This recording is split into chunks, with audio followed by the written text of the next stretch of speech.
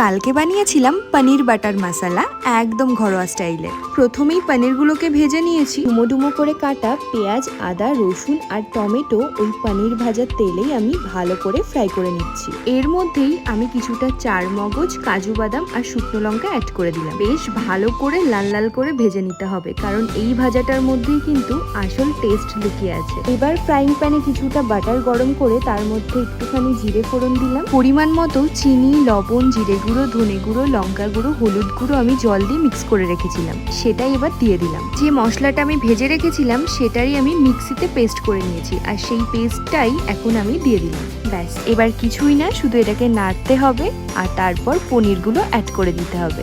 আর নামানোর আগে আমি বেশ খানিকটা ধনেপাতা কুচি, কাসৌরি মেথি, কিছুটা বাটার আর ফ্রেশ ক্রিম অ্যাড করেছি। অথেন্টিক টেস্ট পেতে গেলে ফ্রেশ ক্রিমটা কিন্তু অবশ্যই অ্যাড করো। রেসিপিটা কেমন লাগলো জানিও।